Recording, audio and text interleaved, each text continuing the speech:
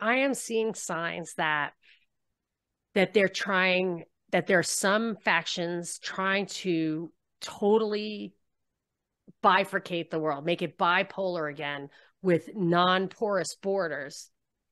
And I feel like physically, I think we're going to see that happen, because once they get remote work in place, and I always thought that the COVID lockdowns going to Zoom and people are like, I don't want to go to work anymore. I'm like, okay, well, you better move to India, because you're going to need a way lower standard of living if you think you're going to get paid to live in LA and work from your home, because there are people in countries that cost a 10% of that who will take a 10th of the thing. So what is up, everybody? My name is Kyle Matovcik. I am the host of the In Liberty and Health podcast, where we talk all things liberty, health and wellness, and beyond. My hope is to encourage and spread the message of liberty and physical and mental well-being. I hope you enjoy all the topics we talk about with our guests. We're on all major streaming platforms, so please sit back, relax, and enjoy. Man, I'm doing as good as anyone can do, getting buried by his 13-year-old son on leg day. I'm not going to apologize for not being on this podcast, because I got to go see Metallica. So if that's a problem, kiss my ass. Okay? All right. All right, everybody. Returning to the show, very, very gratefully, Monica Perez. How are you doing today? What? I'm great. Sorry, in California, they stop the action to make sure that you're consenting to being recorded, which actually isn't such a bad thing. So anyway, I was not really hearing you. So I'm great. How are you? I'm great. I'm a little bit discombobulated, because we're moving and it's turning my world upside down. And when you're moving for kids and a family, just think of your own moving world and times it by 5. And one of my kids has Down syndrome, so he's anti-helping. So he gets upset when you pack his stuff, so he unpacks it and hides it.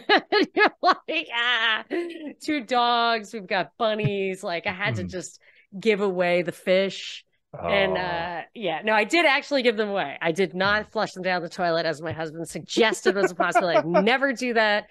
I brought him back to the store, and one of the people took him home. So, but yes, this is my world. It's a little upside down right now. Yeah, I get it. I always joke that my brother and I were professional Mexicans, because from the time that we were young until I want to say probably I was 17 or so, I think I had moved 15 or 16 times, and then my brother had moved 13-ish, somewhere around there. Yeah, I moved a lot. My first son had 10 for the first 10 Christmas cards. His first 10 Christmas pictures had a different address on the envelope. 10 in a row. I mean, it was worse than my mother said. Even the army brats get 18 months in one place. What's wrong with you people? But my husband had a little bit of a weird career, and we just followed him around. But geez, yikes. I'm getting too old for this crap. Oh my God, yeah, moving's an absolute nightmare. I told you off air kind of what I got going on, and that may entail moving for me to actually a much nicer area, but that's still maybe, just because I moved so much when I was a teenager and a kid, that I've lived in this house now for 6 years. I bought it when I was 22. Wow. Yeah. Good for you. Thank you. And I'm man, to move again, I'm so good just hanging here. It's affordable. Yeah. It's nice. We all like it here.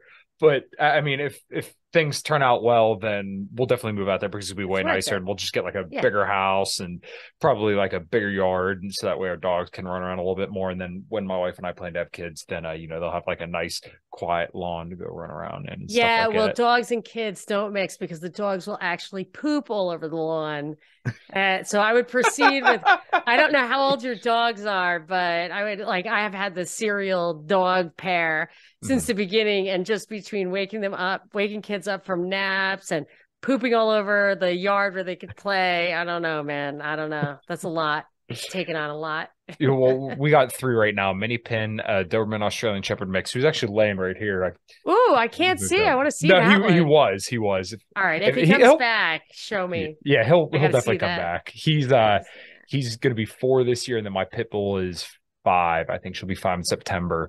And I mean, she loves kids, but they're pretty good around the other kids, our my wife's nieces and Oh no, nephews. I don't think they're bad. I just think that like the whole like poop noise thing is not good for kids. My son, his volunteer thing when he was like during lockdown or whatever, he volunteered with this place that rescues abused pit bulls. Did we talk about this? Oh, no. So, oh yeah, and he's got like a couple of bite marks, and he's like, my fault.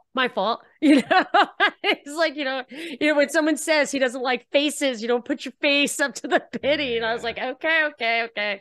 So he's very proud of his scars, but yes, he says all dogs are fluffy. That's his position. All dogs I'm sure you probably see people talk about pit bulls, and I think people go like complete and total retard over this, and like, oh my god, they're like killing machines. I'm like, listen, like less than 50 people die a year in the US from dogs. Like, this is not that big of a deal. Like, and look, if you guys want to toe that line, then by that logic, you should be freaking out about every single COVID death that happened, because that's like the same minority that we're talking about. If not, you have more reason to freak out about COVID deaths than you do pit bulls. But it's mostly people who like kind of downplayed COVID, and like I do too.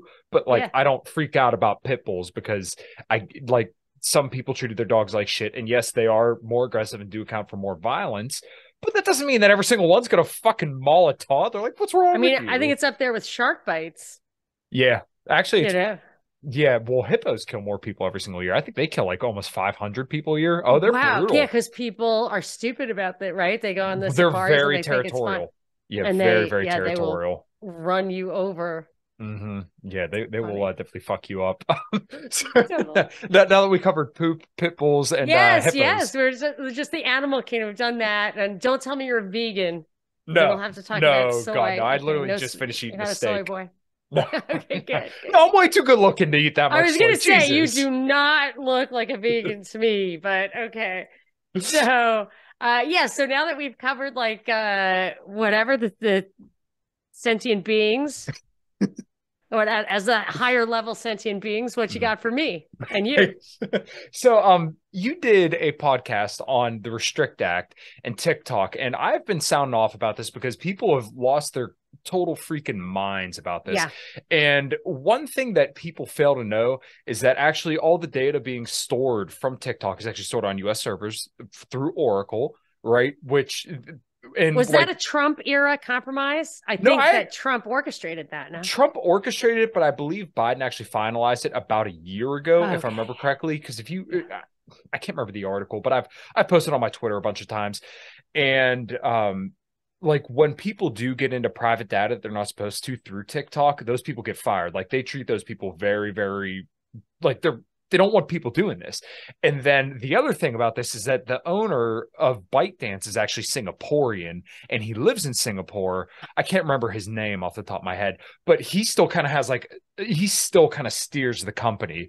So like this whole thing about TikTok is the biggest fucking psyop to get people to manufacture consent for war with China or to just gin up more tensions. And you just nailed this TikTok podcast. And yes, TikTok's awful. Like my wife uses it and it drives me nuts, but so I'm not going to sit there and no, you can't use that. But like, she can handle it. It's like, I can watch, there's a show on Stars or something called American Gods. Somebody recommended it to me and I'm watching it. And there's like some, really like my husband and I thought literally these guys was like gay guys having sex. So like those look like prosthetics to me. Like I didn't know they had prosthetics for that, and one of my kids walks through the room and I was like, oh, I didn't even snap to like, this is fucking trauma right there.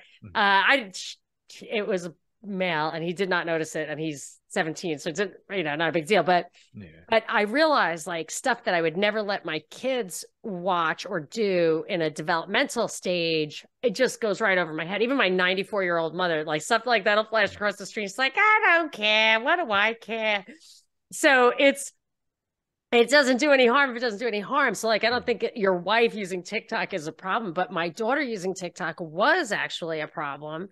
And it really distorts how they think. She insists that it has greatly shortened her attention span. And I don't know if you heard me say like my theory about TikTok, when I see these girls that age using it, becoming little TikTok stars, I realize that it isn't like social media. It isn't like video games. It's like what you hear about boys who get hooked on porn.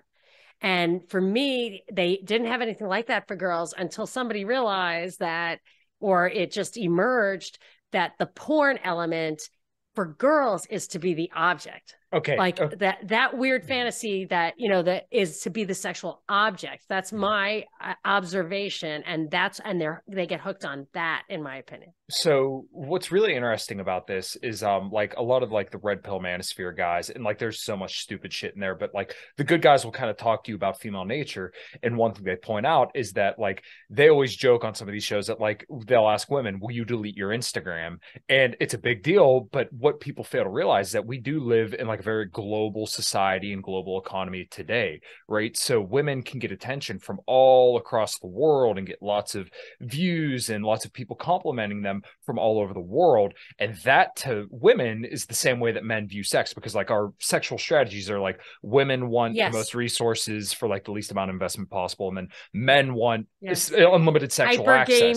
I have stumbled upon a thing or two of those, but I don't immerse myself in those worlds. So when these are observations, people have given me shit about certain observations that I have made just based on my life experience that end up sounding really sexist. And it's just, I just tell my kids, like, you watch Sex and the City. Sex and the City was written by gay guys. Like literally it's women. And my experience as a woman, a professional woman who lived in New York, you do not get to go home with somebody you did not know that morning, sleep with him, and ever hear from him again. That's just not happening. I mean, I guess you could say like, hey, I'm strictly in it for the sex. Maybe Tinder has changed the world like that, but there's just, there are just different approaches to what feels good about sex. And like, I just don't think, and people will say like that, no, women are capable of casual sex. I'm like, I don't know. I'm more sure that women are not capable of casual sex as a general rule than I am that men are. Like, I'm not sure men are actually as capable of casual sex as they think. I think that they do, like, they have to suppress any need for an emotional connection, whatever. But so I just make these observations, and maybe they come off as sounding sexist or whatever, but that is my feeling, that I just see it and I'm like, this is like a kind of porn thing. They're really hooked on it, and it makes them feel, exhilarated, titillated, if you will. Yeah. Well, once again, they're getting lots of attention. But the other thing that you mentioned that I've really hit on a lot, and it's funny, when I dunk on somebody, it gets all the attention of the world. But when I speak about eating disorders, which is something that you had mentioned, it gets like no attention. But what nobody knows is that eating disorders actually kill 1 out of every 5 people with an eating disorder. So like eating disorders are actually the 20%, more deadly than COVID. Yes, they are the deadliest out of all disorders that there are. Out of every single mental disorder, eating disorders are the deadliest. Wow, yeah, of course, because you can just kill yourself passively, really. Right. Well, and not only that, when you think about like a gambling addiction, smoking addiction, drinking addiction, you can stop all that, but you can't stop eating. So you have to live with that for the rest of your life as something that you have to moderate your intake when you have a problem with it. So that nobody knows about that kind of stuff. So when you have something like TikTok that does promote eating disorders and shit like that, I mean, that's really, really bad. And that's why I beat that drum very hard, especially like when people just give hard nutrition rules. Really beat against that too, just because like instilling dogma into people's mind typically in at least with food and putting morality around it typically does harm people more than it helps, because what happens is as soon as they have that little bit of something that they're not supposed to have, they say, well, fuck it, off to the races, I'm gonna have everything under the sun because I already fucked up, when that's like the worst attitude you could have, when your attitude should be, well, hey, I slipped up a little bit, but next time I'm gonna be a little bit better. So I know we're kind of going off on tangents already. I like it. I enjoy it. This is fun for me. The eating disorder thing, an added problem with the TikTok and the larger kind of cultural Satanism is like, all I can think of, it's this, and I'm not saying that it's Luciferian. I'm not saying it's like worshiping Satan. It's just living that philosophy of do what thou wilt. That in itself is it creates like this tremendous amount of cognitive dissonance, it seems to me, in that the girls think that they should look a certain way, be super skinny, I guess, but they're at the same time being told that any kind of self-sacrifice is unnecessary, is like a social construct, you know, like dieting is a social construct, or like I really see that they think that it's outrageous to restrict anything about your life. Yeah. And I mean, even to the point where I don't know if it's on the rise or it was just a blip on the screen, but there was a fashion thing where girls had their like pants unbuttoned and rolled down. Have you seen that? It's very new. Yeah. Like I've seen it a couple of times. And I said to my son, I was like, what is this? Their pants? They're not even zipping their pants up. He's like, oh, it's about like, you know, just letting it all hang out. It's like, you know, eating whatever Female you empowerment. want.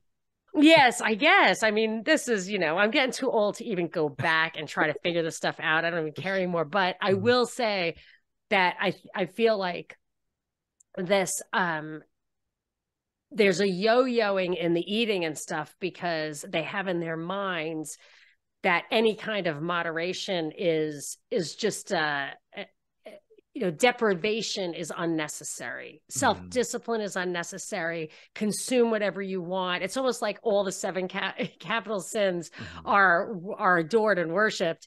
And then they get fat and it doesn't match the image that they have in their minds. And then they feel, and like another part of all of this is like this whole other flip side of it is like extreme judgmentalism, the cancel culture and stuff like that. So they can't forgive themselves. They can't forgive themselves for being, you know, different from, because you can, if you're super judgmental, you can judge people who are overweight. But then if that happens to you because you've been obeying this like indulge everything mentality, if that happens to you, how do you forgive yourself? So there's just so many things wrong with this culture. And I feel like TikTok has delivered it better than can deliver all of those conflicting messages faster than anybody else because it's in the video format, which is so absorbable. It inserts these conflicting messages, like what my daughter was saying when I read her words on my recent show, like it inserts the eating thing and you know, a lot of conflicting messages in a row. And then of course embeds between kitties and bunnies, very radical political messages. Right. Yeah. It's, and I like personally haven't used it, but I've used like YouTube shorts, stuff like that, which are obviously seeking to kind of mock that.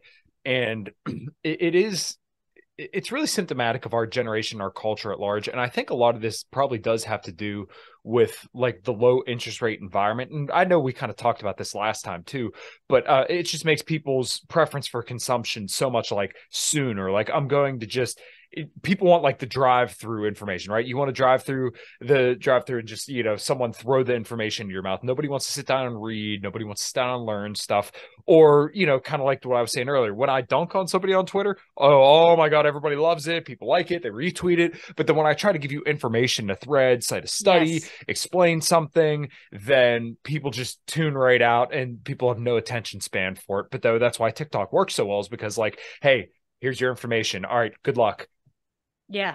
I have noticed that there is a more of an appetite. I don't know what it is, more of an appetite for negativity also. And I find that to be like eroding the soul. But the whole social media thing, I think it's distorting how we look. But the Restrict Act, I just read it. It's like the same thing I was saying about the manosphere. Like I don't do my research by immersing myself in this world. Yeah. Even with the Restrict Act, I didn't just get on some, you know, chat board or whatever to try to figure out what people are saying. I just read it. I read the act, and in nowhere does it ban TikTok, obviously. And it just seems to me, it doesn't even, the fact that they're addressing it based on like national security concerns, which are ridiculous. Like that's just definitely not it. Like in your article about Bannon and what we were talking about, it's just not about that. It's really about, I would say what it's actually going to do, among other things, is just make sure that it's like they want to divide the world back up into two. I feel like two economic spheres. And so what the remedy for like TikTok being foreign owned and being bad is sell it to a US company. That's when Oracle got involved. Or maybe, you know, Musk will, if you just shut it down in this country, you don't even have to sell it to somebody or let them buy it. It opens the door for like YouTube Shorts or whatever to be the thing that takes its place. There's a vacuum there then. But it's just creating a vacuum for the same thing to just be American. So instead of them saying, we have finally taken some responsibility for the culture, we have an incredibly overarching government. I'm an anarcho-capitalist or an agorist or a libertarian. Like, I don't want the government to get involved in this. The government takes half my money and does tons of things that I don't agree with, totally value-based things, blows up other countries, stuff like that. If it was going to do one thing, if it banned TikTok, I'd be like, better that, if I have to have one thing, I'll take that. But it's not going to do that. And it's not addressing it based on the cultural impact. It's addressing it based on this like fake national security thing. And that's just, I can see where it's going. Yeah. And so like, what else was kind of in the act? Because I remember you saying something about kind of like it literally being the Patriot Act 2.0. And that's kind of what everybody was throwing out there. And it's funny because like Josh Hawley is kind of one of these, I like the term container word, and somebody that I had on my show yesterday, when this show airs, the show that I'm airing tomorrow is with the guy who coined this term, or at least who I know coined the term. The guy's name Ryan Stone. He says like a lot of words are now like container words, where so like America first and make America great again are like container phrases, if you will, right? Where they don't really mean anything. You say them and then your audience fills it with their hopes and dreams, right? Yes. Wow. That's exactly what's going on. Like I used to say that about psychic paper, like from Doctor Who. So the hope and change, or from Obama, or what Trump would say, both sides of something. He would say the opposite things, like in the same speech. And I would say it's like Doctor Who's psychic paper. You just see what you want to see on it.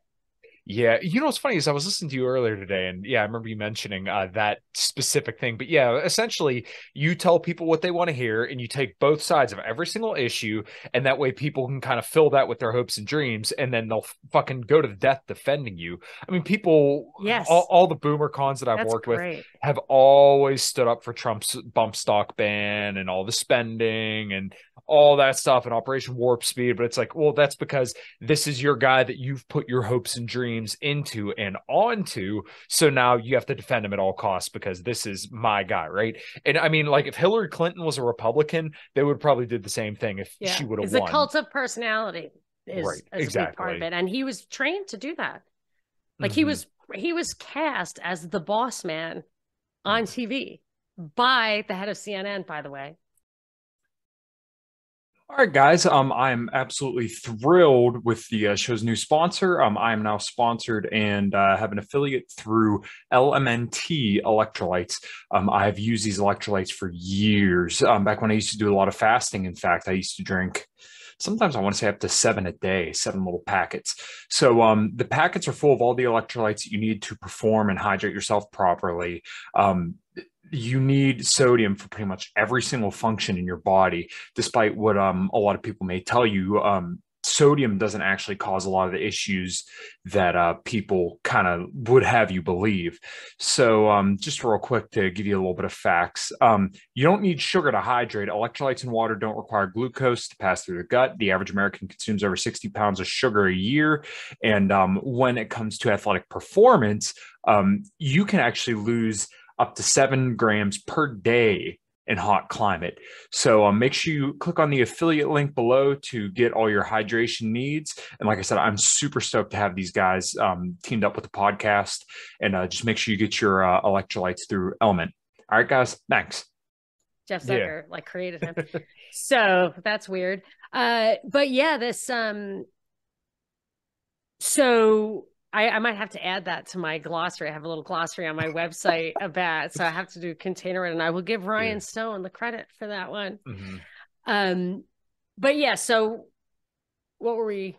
Oh, sorry. Yeah. Josh Hawley was kind of the guy that put forth this act, and he's one of those, MAGA populist guys. But once again, he's one of the main ones like ginning up tensions with China, and he's even been bad on like Ukraine and Russia. But he was the one who like put forth this Restrict Act, and I believe Rand Paul and him kind of went to blows. So what else was in the act that would make it comparable to the Patriot Act? I think there were, I have to go back and look, but I think I think this is like the Hawley 2.0. So I think Rand and Hawley like kind of made that one stall. And this is the one that I was talking about is the one that was put forward by Mark Warner, whom I detest. Okay. And the one of Hawley was kind of like to ban TikTok. This one it doesn't include that at all. And the stuff that is in it is, I mean, any one of a number of the things that are in this could be the sole purpose for it, because it has so much radical stuff in it.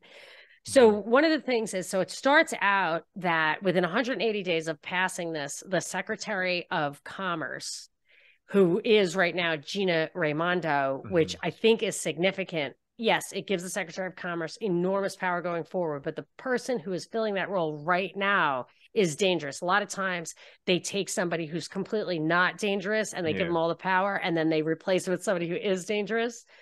So, but she's, you know, Harvard, Yale, Oxford. She's just obviously super deep state. She's a Rhodes Scholar. Yeah, exactly. So she's going to do it, and she's handled, like, so it's not going to be her instinct sitting there poring over stuff till 2 a.m. And there's absolutely no way she could even do a millionth. Oh, hey, buddy. Yeah, there is. Oh, great. She could do even a tiny fraction of the amount of work this sets up for her. So what it sets, so she has to have, like, there has to be some operation behind this. And it's either that like deep state perpetual bureaucracy, or even somebody outside the system, like Soros, or, you know, did the whole like Obamacare stuff at Apollo or Tides or whatever it was. So within 180 days, she has to go through preemptively and look at like basically every single thing on the internet, every piece of software, hardware, everything in the world. And the reason I think that is because they actually list out what her priorities need to be, and her priorities need to be so it says priority information and communications technology areas, which she has to prioritize evaluating.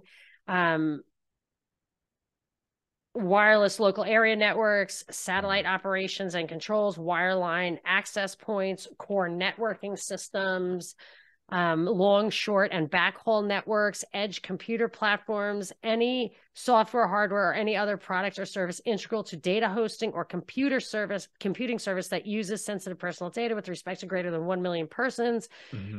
Internet hosting services, cloud-based or distributed. I mean, this list of her priorities seems to be absolutely everything in the software and hardware world.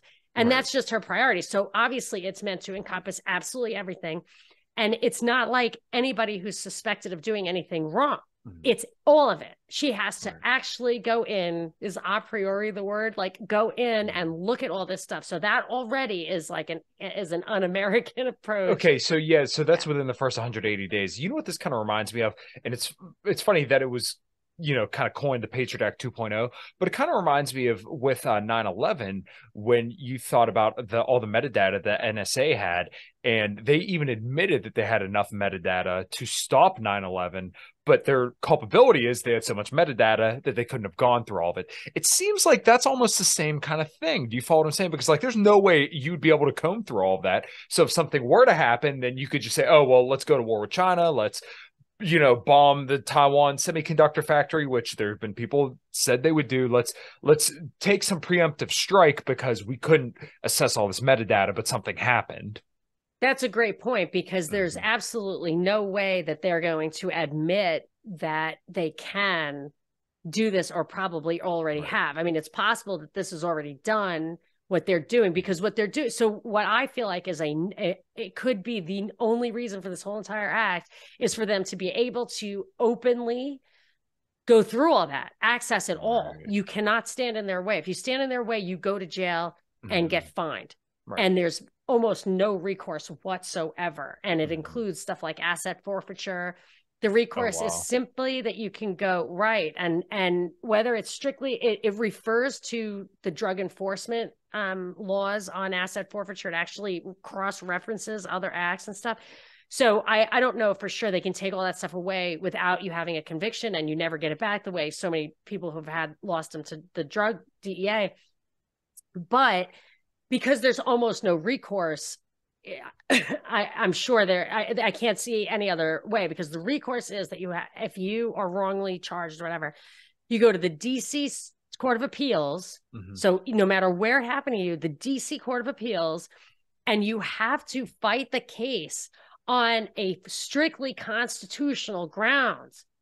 So you have to make an argument on your personal wrong as being unconstitutional, not just illegal based on all the laws that are in place to protect us. And it goes in this act, in this bill, it delineates law after law that it is exempted from, the laws that are put in place to give us some protections, the laws that they have given us to make us feel more comfortable with all the crappy laws like this that they have also given us. For example, the Freedom of Information Act, this is exempted from that. Oh, wow. Yeah. So you have there's absolutely no recourse except for the DC Court of Appeals based on constitutional grounds. And so there are a lot of problems with this, because they can do it without probable cause. So they can go through all that stuff. They can access it. You absolutely cannot stop them. And once they have all that information, which they definitely can organize, like they're going to say they can't search it, they're going to say they can't organize it, they absolutely definitely can. And then they're going, because that's what all those fusion centers and all the things that they were building that can hold, like one of them, I've been talking about this for 10 years. One of them could hold like all of human communications for 100 years, one of them. And there were 12 of them being built at the time that I was talking about 10 years ago. So they have it, they can do it. That's, I think, why they are so committed to cutting China off of that super, super high-end semiconductors, because that's the kind of AI processing that they need, that really, just fast and big, complex stuff. They don't care if they're making like microwaves. They care that they're making supercomputers. But once you do that, and another, so let's say, okay, they can have access to all that information. That's super major. It's enough. But the other thing is, once you have all the information, once this chick is allowed to go through everything without any probable cause, and she is solely responsible for making a recommendation to the president, who is solely responsible for mitigation of, like, at the high level stuff, not the stuff just of you violating and going to jail, but like if he is going to shut you down, really the mitigants are basically you shut down or you sell yourself to an American company. I mean, either way, it seems like a purely economic thing. But the power, that's why I said this on my show, that's why I hate anti-corruption stuff, because they go in there, they have all these things in place, and I mean, they could get anyone on anything. Like, this is so comprehensive. They could get anyone on anything. It's vague. But they won't. 99.999999999 whatever percent are going to not even know that they've been kind of brain raped or whatever. But if you do something they don't like, that they can just prosecute you on this, and there's absolutely no way around it. Or if you bribe them enough, like there's a lot of stuff about the Bidens being completely in bed with actual Chinese companies that are, Chinese financial organizations that are owned by the Chinese government in part or in whole. They are absolutely, they have been involved in pay-to-play scandals with China. So this is a perfect thing to say, well, okay, Huawei, I personally need $1 billion in my grandson's account, and then we'll slow walk we'll make you 180th instead of first on this list of priorities. I mean, it's just the moral hazards are unbelievable here. Yeah. The one thing that I think a lot of people get wrong when it comes to like the Biden China stuff is that they say he's owned by China, but I think they misunderstand the Biden crime family in terms of they're very, very Machiavellian, as in whatever tool gets them power, they're going to use it shamelessly. And that's why they'll, get into bed with companies that are owned by the CCP or something like that and take all their money. And then he'll turn around and say that we will go to war with China over Taiwan, and they'll send B-52 bombers to Australia. They'll sign, new arms treaties with Papua New Guinea, and they'll do all this crazy shit because they don't care care. They're not owned by anybody. Right. It's the Biden crime family. It's about what pads their own wallet. And that's where I think a lot of people get this stuff wrong. And they look at that and say like, oh, well, let's downplay all this risk of war with China. When I mean, that is the State Department's number one focus. And they've been saying that for the last 10 years. And every time I wring my hands about it, people look at me and say, oh, there's no way. You're dumb. Beijing, Biden, like, you guys have no idea what you're talking about. And like, if you just listen to the fucking foreign policy stuff every day, you got to kind of wonder why there's a whole government-wide consensus on China, and why TikTok is the only bad social media platform, why Facebook and them, they get like little slaps on the wrists, but like TikTok's the main focus. Why is that? Yes, 100%. And I would say, like, the things that I have witnessed about that Tony Bobulinski, he put out some emails back in the day that kind of blew the whistle on the Bidens. The book by Peter Schweitzer, there was a book on that Biden was mentioned in. He may even have, I think he came up later and did a whole one on Biden alone. Even this thing, a hidden audio I heard of Lindsey Graham being pranked regarding Turkey. It seems like it's how it works it isn't, and for me to say this is pretty amazing because I am like the most conspiranoid person out there, but it's just, I feel like I've seen it kind of sideways in banking. You know who else? Tony, it was that Anthony Scaramucci, I think, did the same thing. So what they do, I think, is they tell a Chinese official that they have a lot of power and influence, and that if you cut them in on the deal, they will use it in their favor. And so, like with Scaramucci, he had a business, I don't know how much it was worth. Trump appointed him to some position that he wasn't destined to keep, wasn't qualified for, wasn't interested in, whatever. But he appointed him to this position, which he was there for like a couple of weeks. And he left in like a high scandal. It was a big deal. It was global news. In those 2 weeks, or around that time, Scaramucci sold his business for, I think, like $200 million to the Chinese. And I feel like he sold them a bill of goods. It's like a con. I don't know this. I don't mean to commit, I'm not slandering him or libeling him. This is just my speculation. Or if it didn't work that way, it could have worked that way. And I feel like it's just as easy. And Hunter Biden was in bed with that Devin Archer and other people in a real scandal, people got convicted and went to jail for defrauding American Indians in some kind of bond deal where they said, they used Hunter Biden's name for credibility. And I think that's where it happens. I don't think it's owning. I don't think it's directing behavior. I think it's a fraud is what I think it is. Right. Well, and you kind of see this all throughout. Yeah, you see this all throughout China's economy, though, because they have to build these ghost cities and tear them down. And like they have this enormous population that actually requires a decent bit of their GDP to kind of like maintain, take care of, make sure they don't get too rowdy. So like people just have all these ignorant perceptions of how like China operates and how China is. And like you think about like the One Belt, One Road initiative, where like this is kind of like another thing that just kind of keeps China afloat. They go around to countries, I think, nefariously lending money because they know these countries are never going to be able to pay it back. Like, you think these economies in South Africa are going to be able to pay China back? No, but China don't care because it kind of props their markets up because they're like, oh, look, we're doing all this construction work all over the world, so we have to be doing something right. But, how long can you do that until people finally say the emperor has no clothes? I think we're kind of seeing this when it comes to, the U.S.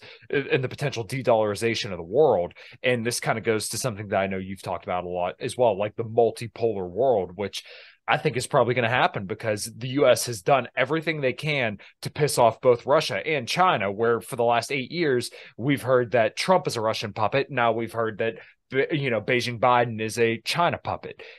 These things serve the same purpose. Yeah, I go just around and round onto how much, and if it's on an individual level, like I always wonder what's the conspiracy ceiling? Like, is there a point above or below that isn't conspiracy? So, but my thought in this particular case, what this points to me, and maybe there are two different layers, and I'd be interested in what you have to say based on the article that you wrote for the Libertarian Institute about Bannon, because that to me is the perfect place to ask this question. I'll ask it in a second. Sure. But so when I was doing the work on Taiwan, I discovered, I forget the name of it, but during the Soviet era, there was a policy, and I don't know if it was our policy or their policy, where you had to choose sides economically. And you weren't allowed to cross those lines. And they had a name for it, like the economic block system. And it was their block versus our block. Oh. Yeah, if you can find it, that'd be great. I'll try. And so the multi, you know, I know I have it in my Taiwan notes. So the multipolar world would imply that there's like a cross-border coordination. But I am seeing signs that that there are some factions trying to totally bifurcate the world, make it bipolar again with non-porous borders.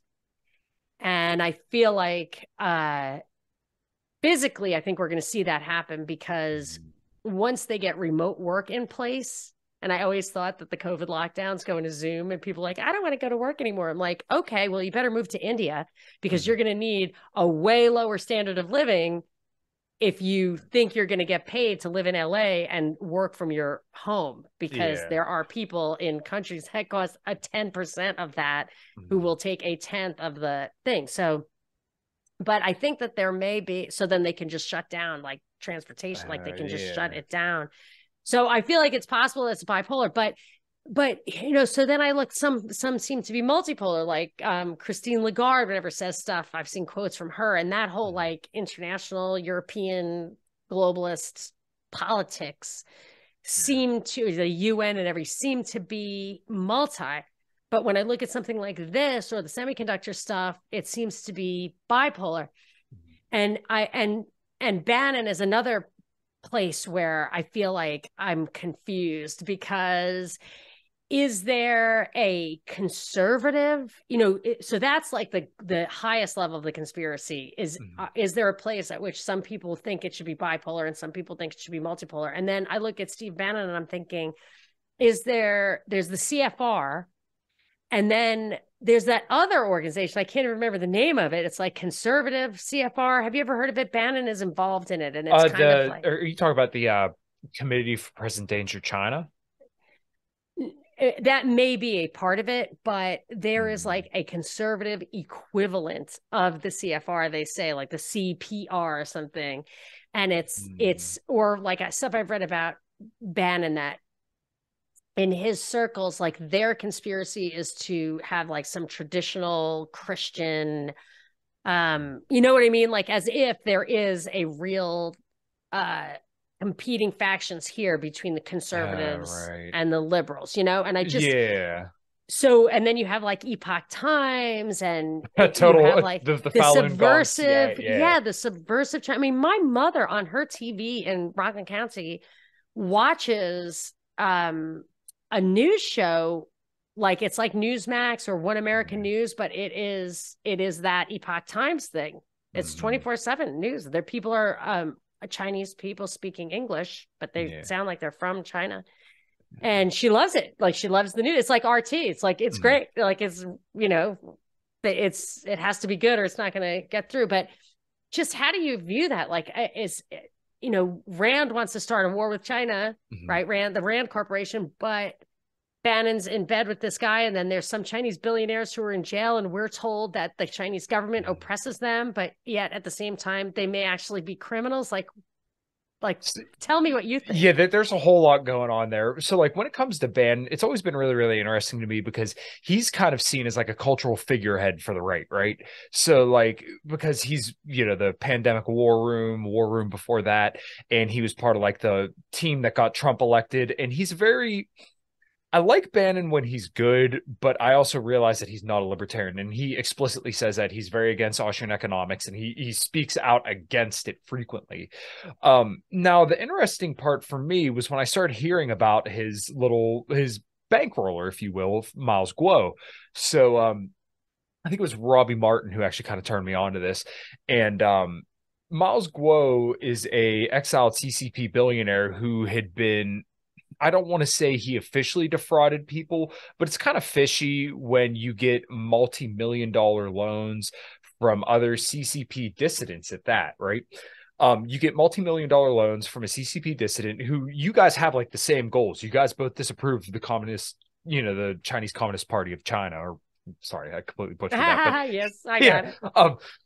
You guys have the same goals, but like you're taking all this money and you're running, and then you have this boat that you're taking Bannon out on that you shoehorn in to belong to your daughter, but she never operates it.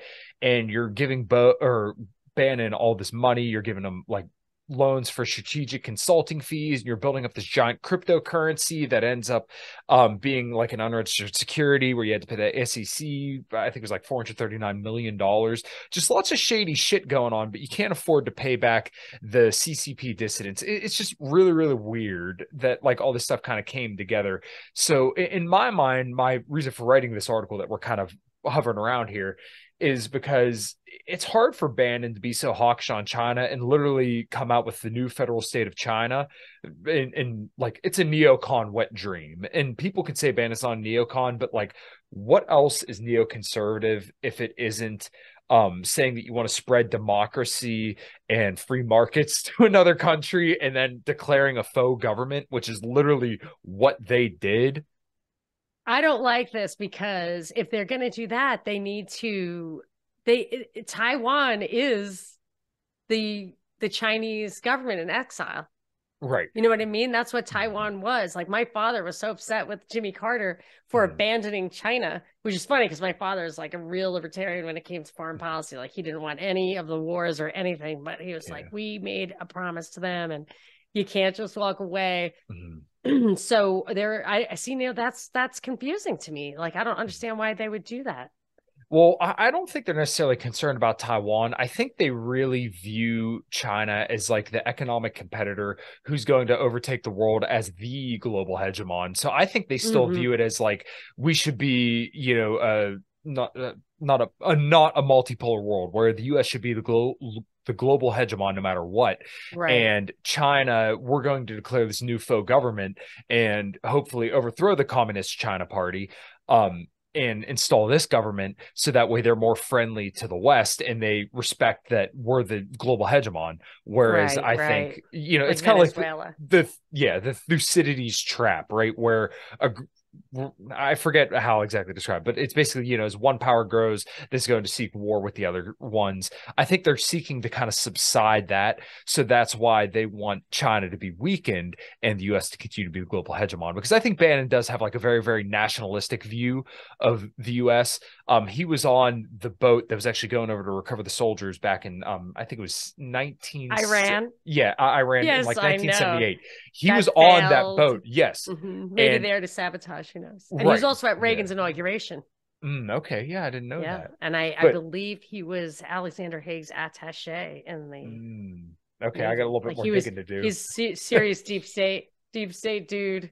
Yeah, well, he was on the boat over to Iran, and he feels really, really strongly about that because when you look up like articles that have been written about him or that interviewed him about this, he specifically said that like we came back hanging our head in shame. So that also explains why he's very, very hawkish on Iran as well. Yes. So I mean, my suspicion was always like any guy who's on that mission who showed up at Reagan's inauguration, maybe he sabotaged the mission. I don't know. Right. Well, even his like some of the people that he went to school with, and I can't remember exactly where he went to like a pretty prestigious college. He grew up in like a small. He was in the Navy. Yeah, right. But he went to college in, I want to say it was like Virginia Tech or something like that. Oh, okay. I may be mistaken, but after that, Virginia Tech, he went to the military afterwards in 1976. I want to say in 1976, and then he came back in 1978, and that's when. Good for you. Yeah, you got it. Yeah, I can't remember what exactly he did after that, but he eventually went on to become, Goldman Sachs banker, and then that's right. Yeah, and then everyone had kind of said some of the people that he went to college with had said like he's bound to be in the White House one day, and then surely enough, 2017, 2018, he ends up being Trump's strategic guy or whatever the hell he was. But I still think he plays a big role on the populist right today because like how else are you booking Marjorie Taylor Greene, Matt Gaetz, and all these other populist right wingers on your show if you're not still kind of pulling the strings in some way. Like, I don't see him completely out of the picture when it comes to like the whole right wing side of things. So I still think he pulls a lot of influence. But once again, this is why I think that him and his kind of financier, Miles Guo, are so dangerous. And another thing that kind of came out in the article that I described was Li Meng-yan, who did this like whole media tour. And her and Miles Guo had a little bit of a falling out. I don't know exactly what that was for, but he actually financed her to leave China. And then she comes over here, goes on Tucker Carlson, and goes on like this big YouTube channel promoting this paper that she published in Zenodo, claiming that China had unleashed COVID as a bioweapon. And once again, this kind of stacks onto this piece that we need to take down the communist part of China because, you know, they unleashed this on the world. And what's the number one claim that comes from a lot of right wingers? We have to hold China accountable for unleashing COVID on the world. But, you know, nobody wants to talk about like Fort Detrick or the fact that we were funding gain of function research over there. Like when they talk about this part, they leave that out. But when they want to persecute Fauci, they bring that up, but they'll leave it out of our culpability. But Event 201, where they plotted COVID in October 2019, right, the Chinese CDC was sitting shoulder to shoulder with the American CDC. So to me, like that blows my mind because that's either at all levels they're conspiring, or at least at that was an inside view of them literally conspiring. How will we handle this? And then they did it. And they could say, no, they stamped draft on it, but that doesn't mean it did not go live. And just to go back, it's called the Council for National Policy. Have you heard of that? Okay. No, actually, I'll have to write that down. Yeah, Council of National Policy, an umbrella organization and networking group for conservative and Republican activists in the United States, launched in 1981 by Tim LaHaye, and the Christian rights bring more focus and force to conservative advocacy. And a membership was leaked in 2020. So it really, people point to that as being like the equivalent of the Council on Foreign Relations. Oh my gosh, about the CMP, Mark Ambinder of ABC News said the group wants to be the conservative version of the Council on Foreign Relations. It was, the members have included let's see, Pat Robertson, Jerry Falwell, Trent Lott, let's see. Edwin Meese, John Ashcroft, wow, Larry Pratt, I like Larry Pratt, Oliver North, Steve Bannon, Kellyanne Conway, Eric Prince, and I did not realize this, Betsy DeVos, who was the education secretary, is the sister of Prince, which I did not know that, the sister of Eric Prince, not Prince. Yeah. And then Virginia Thomas, Clarence Thomas's wife, etc. So people say that's, Jerome Corsi. What? So this has tentacles all over. Yeah. Wow. Frank Gaffney. But the populist right wingers hate neocons. Snap. Yeah. So this is supposedly the conspiracy of the conservatives, and Steve Bannon is one of those. But I just, it would almost make me feel better if there was a counter conspiracy. It almost makes me feel like, oh, well, then maybe the left doesn't have it sewn up. But I wouldn't be surprised if plenty of those people are both. Wow. Council of Foreign Relations as well. So I always just wonder about Bannon. Like he's so deep state, but on the other hand, like, where is he now? Like what you were saying. I expected another shoe to drop after he was ousted, and he just must have gone behind the scenes. That's kind of what I think, because like I said, he still has a lot of influence within that sphere, and still he talks to a lot of these people, and I think people look to him as like still a really, really big figure. So not that he's necessarily a kingmaker, but like I feel like he's kind of looked to for a lot of this strategic stuff, because he's not dumb. And like when he talks about like how the middle class and how people like our generations are getting screwed over, he's always spot on. Like when it comes to, he is a very, very good populist, but just when it starts coming to economics, and then when you start asking about China and stuff, he's completely off base. And like I kind of put forth in the article, I do believe that it's a conflict of interest to claim that you want to overthrow the government of China when your bankroller has defaulted on a bunch of debt that people who have tight ties to the CCP, or when you've defaulted on debt to them. Like that's a complete total conflict of interest. I don't know if we talked about this last time, but I've wanted to dig into, there's like a list of Chinese billionaires who have basically disappeared, or, you know, they're in jail, but they're absolutely not heard of. Right. I want to dig into that. Did you, in your looking into this story, researching for this story, did you stumble upon anybody of particular interest in that circle? I mean, I just don't, do you think that the Chinese government, that these people are subversive? And also we've got to watch about how we look at this, because America was absolutely positively undermined by, I'm going to call it communist infiltration, even though I hate that, like the borrowing that dialectic from the 20th century. They definitely were, like, the Communist Party of the United States was funded by the Communist Party of Russia, which makes it a foreign entity. But as a libertarian and an American, I was like, so what? So what? Your ideology should be able to resist that. But obviously we couldn't. So I have to rethink. And it was just like why I didn't do as well in law school as I did in business school. In business school, is pretty easy to add numbers up. In law school, I was like, of course you should split the baby in half. And they're like, that's not how it works. So there's a certain point at which that's not how it works. And maybe human society can't even be divided between legal and moral. You know, I think it can be divided between legal and economic, really. Like, I don't think we need to have economic laws, and I don't think we need to have, we don't need to have the enforcement of moral law at the point of a gun, but maybe we need to at least recognize that foreign infiltration of political institutions is, you know, an existential threat, as Steve Bannon might say. You know, so when we look at China putting those people in jail, you have to know the whole story. I mean, maybe they are U.S. operatives, you know, and then we'll go in and blow up Syria and say they've got people in jail who didn't have a trial. And then they'll blow it up. The first thing they do, this happened in Egypt, I think it happened in Syria too, the prison doors open and everybody runs out. I'm talking literally, not figuratively. They run out.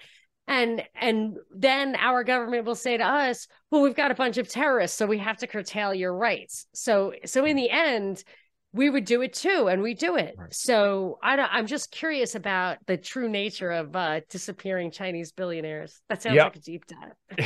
No, it is. I'm going to have to mark that one down too, because I got to do this dive on the Council for National Policy, because I have not heard of that, but I'm really, really interested. Now, as far as the main dissident that Guo defaulted on, his name was Wai Shan, I think it was, and he was the head of Pacific Alliance Group over in Asia. And let me make sure I get these numbers right, which I have here in the article. He had, apologies. Okay, yeah. Pacific Alliance Asia Opportunity Fund revealed that Guo borrowed some $88 million from the Asia-based company between 2008 and 2011 and never paid it back. And once again, the CEO of that company is Wai Shan. And he had really criticized the CCP for how they handled COVID. So it's kind of like, if this guy has these criticisms and you guys like are working along the same lines, then what's the issue here? And there have been people that have put forth the theory that Guo is a double agent, but I don't know. Maybe it's possible. Tough to say, but you know, that would bring up a whole another realm of questions. Oh my gosh. Yeah. I didn't even think of that. It's like, how deep do the roots go when you start kind of pondering that? Wow. But like one thing that people get wrong about China too, is that they're very capitalist. Like it may be the CCP, but like, in essence, they're very socially conservative and they're very, very capitalist, and they're not afraid to use right. That's how they are. So they're not afraid to use the propaganda that we put out against them to turn it back on their citizens and say, look, you know, this is what America's doing. And we do the same fucking thing. Of course we do the same. We have justified every atrocity with, well, if we don't, they will. It's like, well, maybe not. Not if you invent this horrible weapon and then give it to them. Yeah, they might use it, but just keep it in your pants. What the hell? Yeah, well, and you know, they're, of course, the main thing that we're doing right now, Ron DeSantis talks about it, Biden talks about it, the Uyghur genocide. genocide going on over there. And it's funny how like the goal constantly keep getting shifted. And you mentioned Epic Times earlier. That's literally a CIA cutout. The Falun Gong is like, that's a cutout of the Falun Gong, and it's funded by the CIA. And they bought something like, I think it was 70% of all YouTube ads or something like that back in 2020. What, like, are they big pharma? Yeah, but I mean, like Wow. Larry Elder is hosted by them. Like that's kind of like Spook Central. Wow. Yeah, like if you literally look up Larry Elder on YouTube, it's literally Larry Elder with the Epic Times. So what is it for? Is it for the CIA to have a counter government movement within the four walls of China, or what is the purpose of it? The Epic Times. Is it truly to, and the CIA being a part of that, is it truly to infiltrate and take over the Chinese government? Because I feel like there are other elements of our elite, like the Rockefellers, who built China up in the first place, who gave them the tech that they needed to dominate the world economically and ultimately militarily if they continue apace. Yeah, I don't think they would dominate the world militarily, just because like you hear these populist right wingers. Yeah, you hear them saying that they'll storm the beaches of California. It's like, what are they gonna do? Send a bunch of 40-year-old diabetics over here? Like, their population year over year is like now starting to or their birth rate has started to go down. Oh, of course. That's so subversive in itself. I mean, that thing is like, it's like redirecting the direction of the Titanic. Like, it takes forever to change. That's why they're already starting to talk about the population bust. I remember when Elon Musk said it. I am stoked to tell you guys about the show's new sponsor. I am now working with MTS Nutrition, which is a brand that I've believed in for a very, very long time, and they run awesome sales and they have awesome products. So I want to tell you about their amazing protein powder, which you're going to ask me how many pounds I have of the protein powder, and the answer is all of them. So here I got red velvet cake, 25 grams of protein, and they have the amino acids and everything on there, 59 servings. Peanut butter fluff, fluffernutter, 26 grams of protein, and then also the chocolate chip cookie, which literally has real pieces of chocolate chip cookie in there.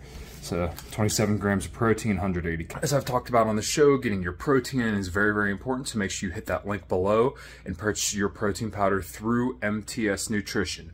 Boom! He said, I remember like 10 years ago, he said, I am a total libertarian. I don't believe, this was before he was really on anybody's radar. Yeah. I don't believe in anything government except for AI. The government needs to control AI. And I was like, oh, let me look into this guy, because anybody who says, but this one thing, like, then you realize he's there to deliver that message. And so I feel like sometimes those things are the one thing that you're going to get out of it. The Falun Gong, though, sorry, I kind of went off tangent. Yeah, there. no, go ahead. The Falun Gong is a like religious cult where they literally believe that you get like Pat McFarlane has done a lot of work on these guys. Oh, but I love him. He's the best. Yeah. But they believe they get, I think it's called like chi energy or something, like through their chest, through monks or something like that. Like, it's real weird stuff. But they're a persecuted minority over in China, and once again, the CIA funds the Epic Times, and like there's this company called Newtong Dynasty where they're in the same studio as like who is it that China Uncensored. They share the same studio with Newtong Dynasty, but they say they're a separate part. But once again, a lot of this stuff is funded by the CIA, and you kind of see where these tentacles go all over the place. And I think probably some of that goal is probably propaganda against China and within China as well. Yeah. So I just wonder where, like, the same thing with Hong Kong, like those protests were totally funded by the National Endowment for Democracy, right, which is the CIA thing. And people were yelling, they're like, National Endowment, it's private. I'm like, it's not private. It's definitely not private. Like, it's, I mean, it's secret, like what's going on. But yeah, so I get confused, because then you see the CDC of China at the event 201. But I look at Putin and I said, why don't you out 9/11? Well, because he uses the narrative of Islamic terrorism for his own purposes as well. Like, how can you justify interfering in Syria if you don't have to stop ISIS? Like, you can't just walk away. So I feel like there's too much interlocking. Yeah, it's kind of tough to parse out how much they're walking hand in hand, because I know there was a narrative of like the World Health Organization kind of being a cutout from China, but it's like, where does that start? Where does it stop? I believe there's probably a decent bit of overlap there, but I wouldn't put my finger on that China's like and not that you're doing this, but like, I think a lot of people get it wrong when they assume that China's kind of like the global terror. And like, I think Vivek Ramaswamy, I really like that guy. But Really? I think where he gets it wrong is that he pins all the globalist stuff on China being like kind of the arbiter of it all. And I don't think it's that cohesive, where like, I think you have like your competing factions of globalists, and you're way more well read on this than I am. But like, you have your Peter Thiel, who's more of like this, dissident kind of guy. Elon Musk is kind of in a similar camp. And then you have, your Klaus Schwab and, George Soros, some of the other guys that are kind of like of the more left-wing strain of globalist, if you will. I bought a book. I haven't read it yet, but it's by Cynthia Chung, who is, I believe it's Matt Ehret's wife. I think they're married. I've been shared a screen with him on the Union of the Unwanted, and she has something called, I think, Through a Glass Darkly, perhaps. And I bought this book like this. I wish I had it in arm's reach, but it's called Breaking Free of Anti-China Psyops, How the Cold War is Being Revived and What You Can Do About It. Oh, no way. And I've liked a lot of the stuff that they've done. So, I mean, I don't know if I'd agree with every word. They're from Canada, I believe. But I feel like that. Like, I feel like there's just too much overlap, and there's many times that China is right when they're making an argument, like the semiconductors. It's ridiculous. And like this national security thing, I traced it back. I was looking for it, but I found it that in the beginning, the whole argument against Huawei was that they were outpacing our companies economically, and they had to stop. And then there's like a moment in time some years ago where they just switched it to a national security thing. And then after that, I think they like arrested the daughter of the founder or whatever, the CFO, held her hostage in Canada. But they just changed the narrative to national security. But I believe it is just economic, and I don't feel like China is just always wrong. I don't think they're sending that. If they're sending those bugs over here to get us sick, they're doing it with our permission. It started at the CDCs were talking about it together. Yeah. And we sent our guys over there to do the work over there. I mean, how do you not see how can you blame China for that? Yeah, that's what I mean. I would agree that like it would definitely be the US and China together unleashing COVID on the world if we're going to walk that, because once again, who funded the labs? And then China had to consent to have these labs there. So like you can't go one way or the other. You have to say it's both, because it essentially is both. Have you had it? Have you been sick with COVID? Twice. Yeah, me too. And for me, it was so artificial both times. And I think I just coined this with you earlier. Like, I know the difference between acid and mushrooms. And this was definitely acid. It was lab, not, fungus. So like, the first time, I was just talking with Ryan about this. The first time I had it, like, wasn't even a thing. Like, I hardly even knew I had it. I felt a little under the weather for like the first couple days. And then I lost my taste and smell. And I was like, okay, whatever. And how weird is that? Yeah. Wow. Yeah. It was in 2021. And then the second time I got it, it was pretty fucking rough. I can't even lie. The flu. I had the exact same thing. It was like, did your muscles like hurt? Oh, my back was sore. I mean, I had the worst chills ever. Yeah. How long did it last? It was kind of weird. So like, we're going back to, I want to say it was like late January, and like a Saturday night, I felt fine. And then like we were drinking and playing a game at my in-laws' house. And then like I got real bad chills. And then like the next day I woke up and I felt fine. Right. And then like for the next day or two after, felt perfectly fine. And then like that Wednesday started to feel a little rough. Thursday felt rougher. And then Friday, I woke up and I couldn't hear because I had so much pressure in my ears. Wow. So I was like, oh, I have to go do something about this. So I ended up going to MedExpress, and that's when they said, oh, you have COVID again. And I was like, oh, yes. Okay. How long did it last from that? Did that real severe period last? 2 days or probably like 2-3 days. Like I they made me stay home from work for like that following week. And I want to say my symptoms, like I probably could have went back to work by like that Wednesday. But like that Monday and Tuesday, that Monday night, I got the real bad chills again. But that was pretty much after that, I was pretty much back to like good shape.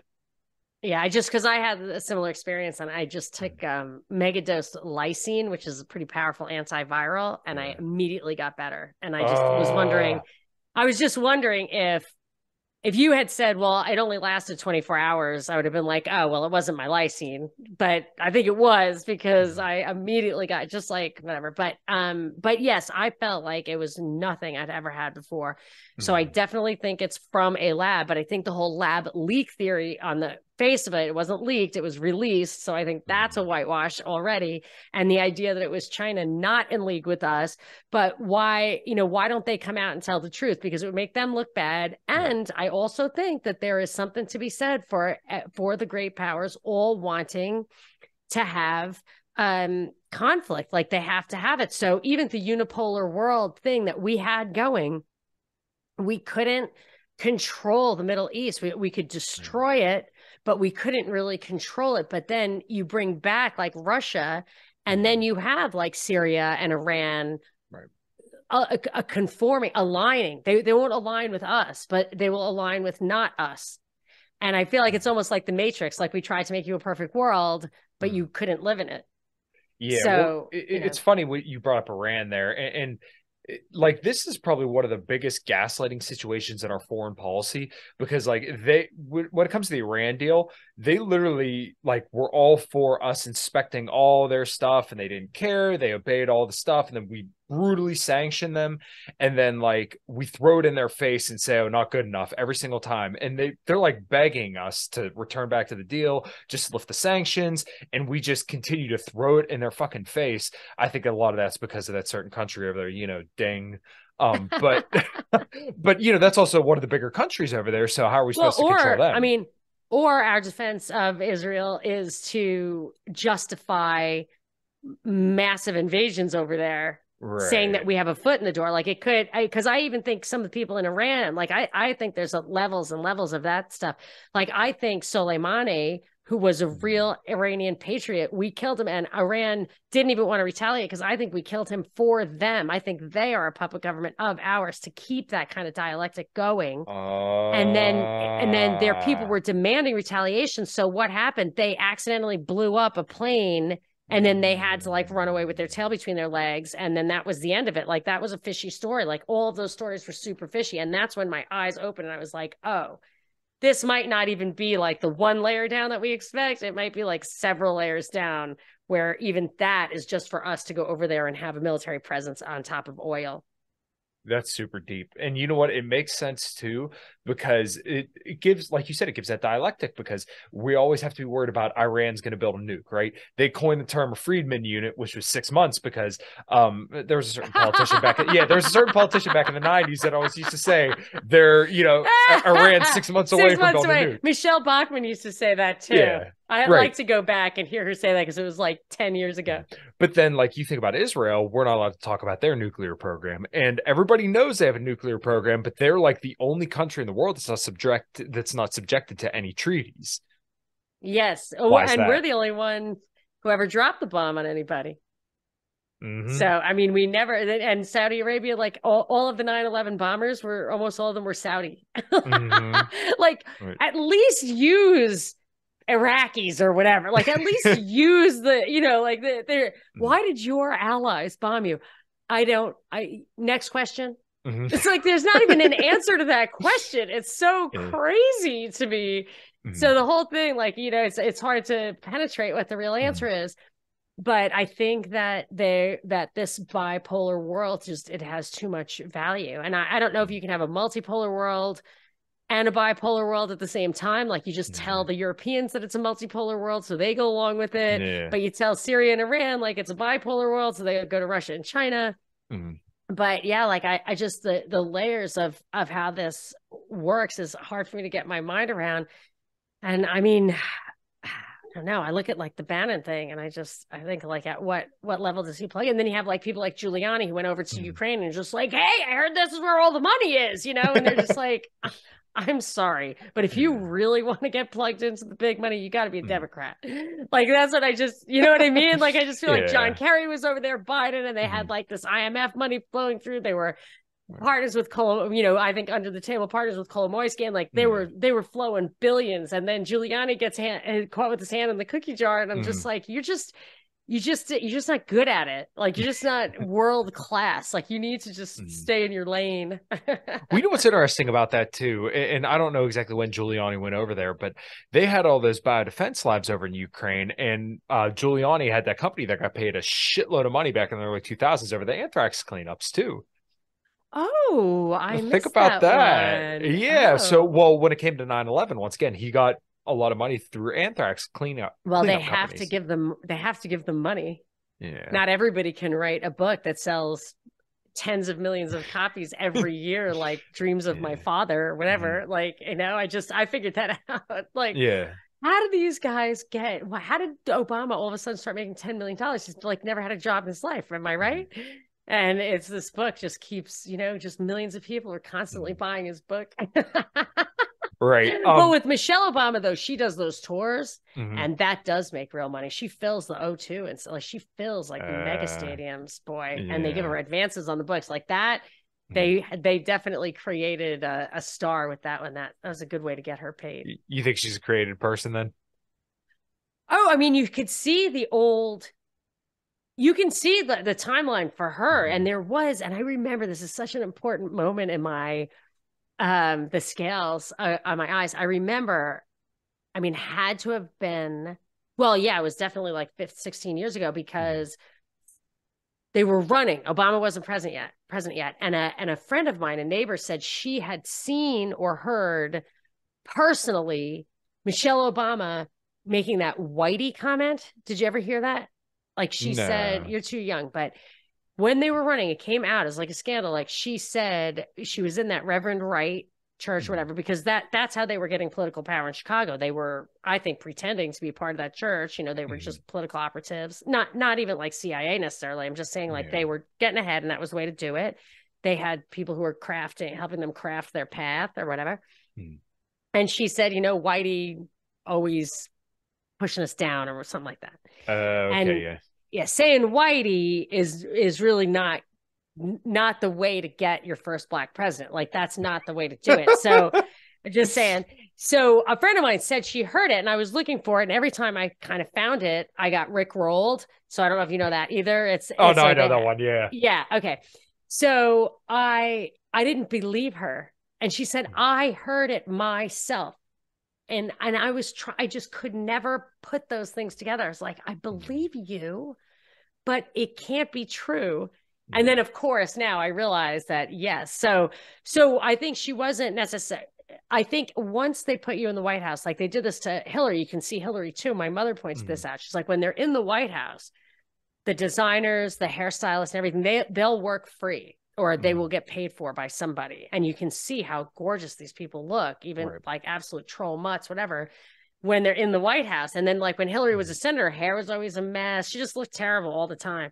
And that's just because she wasn't important enough. She wasn't a face job anymore. But she looked pretty cute in the beginning. But now Michelle Obama is still like a personality. And so whether it's worth it for her, I mean, it's probably a write-off. She probably deducts, like Jennifer Aniston, like deducts looking good from her taxes because it's worth it for her. But yeah, I think she was created like a star is created, not like James Comey when I think they were in or even Fidel Castro possibly, where they were identified as teenagers as like being extremely gifted. Chosen, yes. AOC and Stacey Abrams are those. But Michelle Obama, I think I think there were a lot of Black politicians that were the mayor's consortium, if you look, are absolutely disproportionately African-American, like even disproportionate to the population, or maybe the populations are also kind of gerrymandered into racial groups, whatever. But I think they have organizations, they get together. They have got, you know, there's like memos that are written.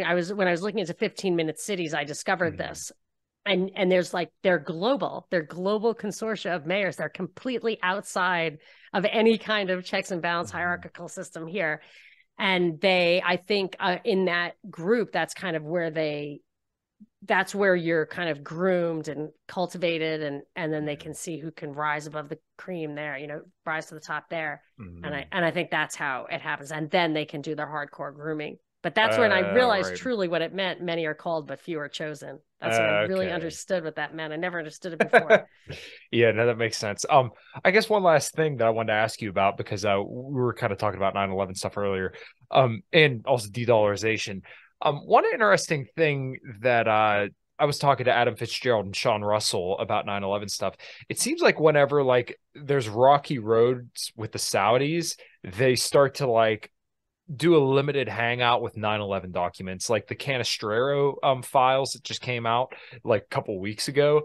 You know, you heard about Biden and the Saudis having like a little bit of a rocky relationship. Then all of a sudden these Canestraro documents come out. So and these give a lot of, you know, credence to the potential culpability of like Israel or the Saudis.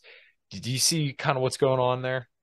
No, tell me. Explain to me what you're thinking, and I'll tell you if I think it makes sense. So basically, like, whenever the U.S. starts to have issues with the Saudis, they'll start teasing out more stuff about 9/11. Oh, so they have them, like, to blackmail them, kind of, just like say, we can get closer to you.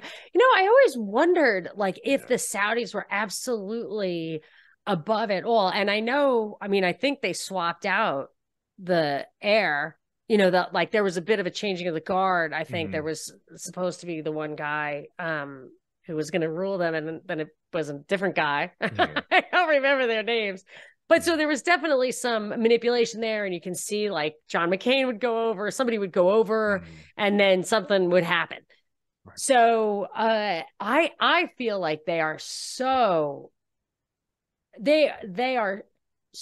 honest. I always wonder with Israel, like who's on top, the city of London, Wall Street, or Tel Aviv, like who's on top? I don't know. But with Saudi Arabia, I just feel like this is going to seem really, let it rip. And it says that sounding offensive. I don't mean offensive, like racially offensive. I just mean like if you had an extremely expensive poodle with a diamond, neck, like a collar. I don't know, but I feel like it's the ruling group there seems so small. It's just like super rich extended family, super rich extended family, that they're very vulnerable. And I feel like, yes, maybe that's a signaling to them, like a little reminder, like I think they show the Zapruder film in the Oval Office right after the inauguration. Kind of show the different angle of the JFK assassination. I thought of that before I ever heard of Bill Hicks. However, I have been told, PQ tells me that the New York Times crossword puzzle is easier to do at the end of the day than the beginning. So you don't know that things are being inserted into your brain, but they are. I'm still taking credit for things that I've thought of, but I give a nod to that theory. So yes, maybe they have to give them a little, but I would think that if they got really out of line, you could probably nuke them and get away with it. Like, I think people are just really know that cognitive dissonance that's created by the fact that 15 of the hijackers were Saudi, and Bush whisked them out of the country immediately.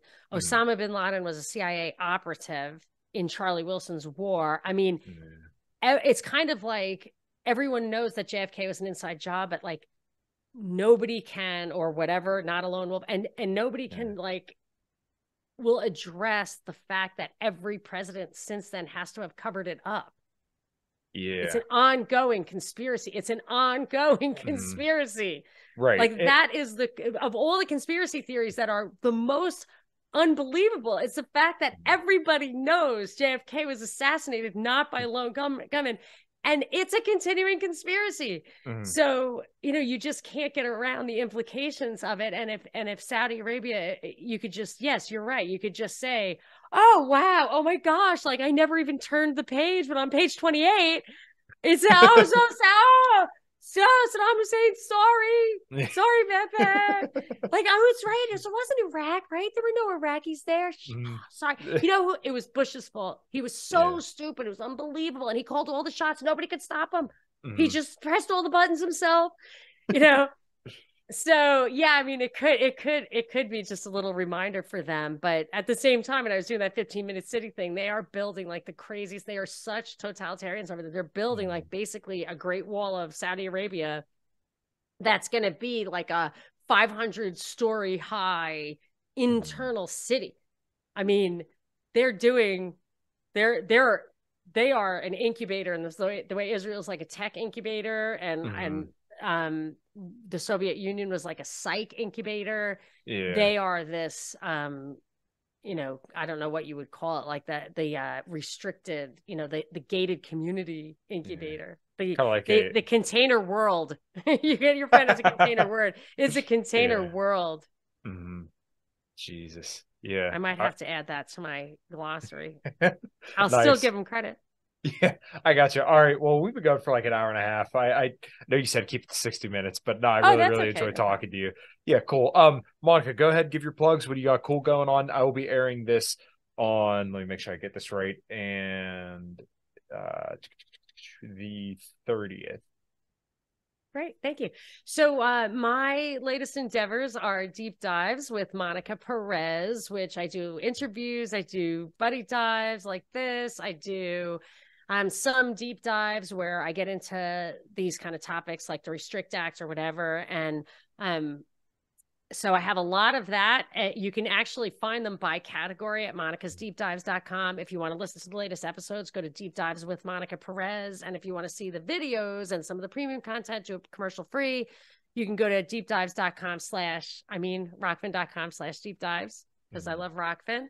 And I also have a commercial free feed on iTunes. People don't realize you can do iTunes premium, and that cuts all the commercials out. So feel free to support me in that way, but just subscribing to the free feeds is plenty. Thank you. Awesome. Of course, Monica. Well, I really, really appreciate your time. Do you want me to do my plugs as well? Yes, please do. Awesome. Well, thank you everybody for listening. My name is Kyle Matovcik. I host the In Liberty and Health podcast, talk all things geopolitics as we did here, physical fitness. I have tons of health experts on, and also libertarian topics. I play in the band A Common Crown. We're going to be opening for Vixen July 10th. So if you are in the Southwestern Pennsylvania area, feel free to hit me up for tickets, and I'll do the best I can to get them to you. Hell yeah. And yeah, I think that's everywhere. You can find me on Twitter at KYLEMATOVCIK. That's Kyle Matovcik on Twitter. And I'm also on Facebook. So if you want to add me there, I'm there as well. YouTube, all the audio feeds in Liberty and Health. And that's where you can find me. Once again, thank you, Monica. Thank you.